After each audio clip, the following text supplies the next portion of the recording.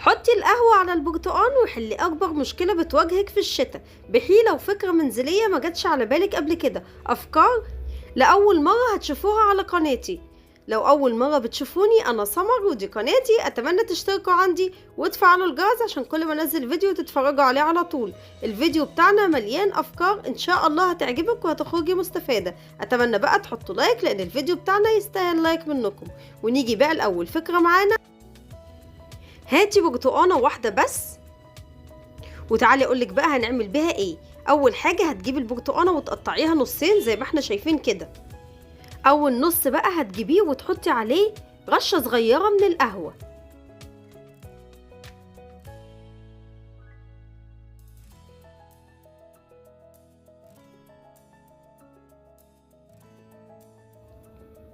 حوالي نص معلقه صغيره، وهتسيبيه كده على جنب.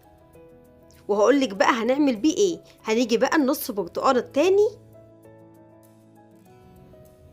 يعني اول نص هتسيبيه على جنب، وهتيجي بقى للنص البرتقانه التاني وهتشيلي منه البرتقان وهتخلي القشره بس. ولو في اجزاء بقى اتفضلت معاكي كده في البرتقانه سيبيها عادي جدا، مش لازم تفضيها كلها. هجيب بقى معلقه علشان تتشال معايا كويس جدا. زي ما احنا شايفين كده اتشالت بمنتهى السهوله. هتجيبي بقى منديل وتنشفيها كويس جدا زي ما احنا شايفين كده. وبعدين هتحطي فيها رشه من القهوه وعليهم معلقه صغيره من الزعتر.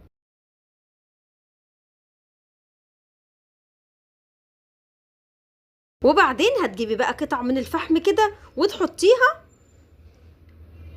تعالي بقى شمي احلى ريحه بخور ممكن تشميها، بجد الريحه تحفه جدا. اتمنى تجربوها، وبكده هتبقي عطرتي بيتك في الشتاء من ريحه الكمكمه اللي بتبقى في البيت في الشتاء كده. هتعطري بيتك بقى بحاجات موجوده في البيت وما تكلفتيش اي حاجه. بجد الريحه تحفه جدا، اتمنى تجربوها لانها بجد هتعجبكم جدا.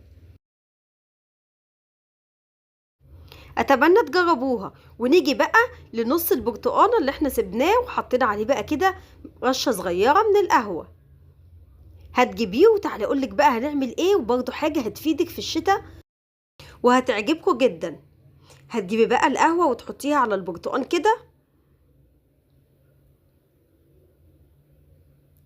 وهتعصري النص برتقانه بالقهوه اللي احنا حطيناها عليها. هننزل بقى كل الميه اللي فيها زي ما انا بعمل كده.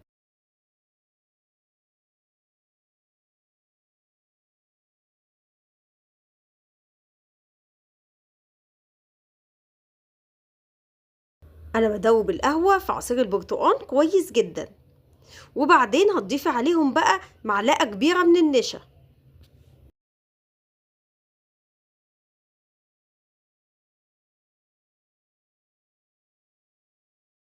هضيفها بقى وبعدين هدوبها في الخليط اللي عندي ده كويس جدا. هتضيف النشا لغايه ما القوام يبقى عندك كريمي كده وتبقى زي الكريم بالظبط. وتعالي اقولك بقى احنا بنعمل كده ليه. اهم حاجه تخلي القوام عندك كريمي كده. دي بقى تحتوي على فيتامين سي، وده بقى حلو جدا لتغذية البشرة وكمان تفتيح وتنعيم البشرة. لو عندك بقى في الشتاء كده وشك بيبقى كده ناشف ومطفي كده وتحسي ان هو محتاج فيتامينات وكمان ملمسه خشن معاكي، كل اللي عليكي هتعملي الوصفة بتاعتنا دي وبجد هتوصلي النتيجة هتعجبكم جدا بمكونات موجودة في البيت وما تكلفتيش اي حاجة. قدرتي تعملي الوصفتين التحفة دول، بجد النتيجة هتبهركم جدا اول ما تعملوهم. هتفتحي بشرتك وهتنعميها وكمان هتبخري بيتك وتخلي ريحته حلوة قوي في الشتاء. تقدري طبعا تعملي البخور ده بعد السمك برضه هيغير ريحة البيت خالص. بجد النتيجة هتعجبكم جدا. اتمنى بقى تجربوهم لان الوصفتين بجد احلى من بعض.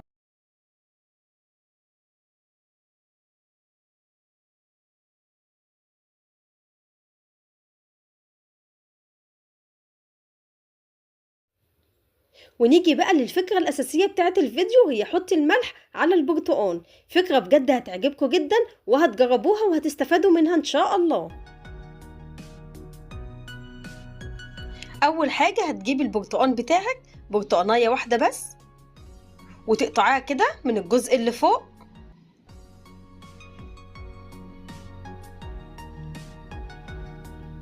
هنقطع الجزء اللي فوق بس. وبعدين هتجيبي بقى شوكة وتحطيها كده في نص البرتقانة علشان تطريها، وكمان تجيبي كل العصير اللي فيها. هتضغطي عليها بالشوكة في الجزء اللي في النص كده.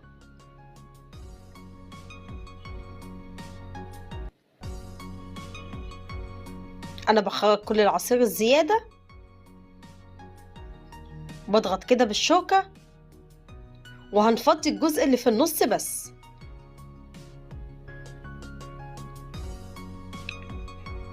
زي ما احنا شايفين كده، انا بحاول افضي الجزء اللي في النص بس.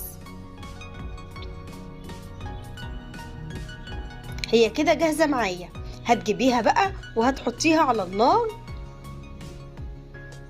زي ما احنا شايفين كده بدأ العصير اللي جواها يسخن. هنضيف له بقى رشة من الملح علشان البرتقانة تخرج كل العصير اللي فيها. وبعدين هنضيف لها ربع معلقة من اليانسون،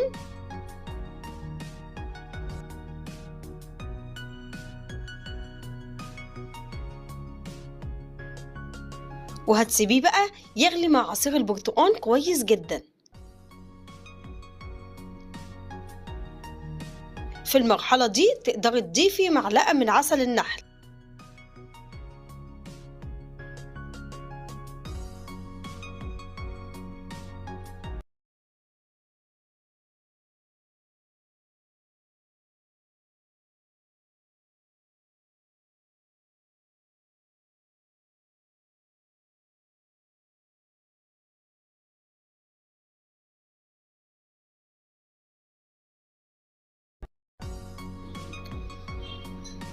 بعد ما سبت العصير بقى غلي كويس جدا، هتجيبيها وتصفي البرتقانة بأي مصفى عندك كده.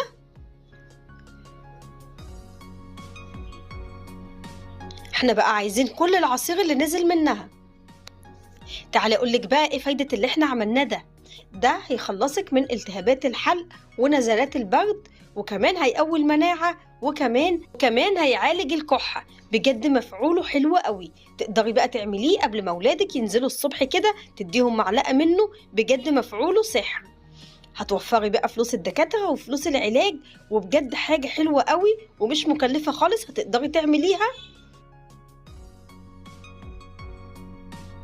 وتزودي بقى مناعتهم، وكمان تعالجيهم من نزلات البرد. اتمنى تجربوه، اتمنى تكونوا استفدتوا من الافكار اللي قدمتها في الفيديو بتاع النهاردة، واشوفكم في فيديو تاني بافكار تانية ان شاء الله.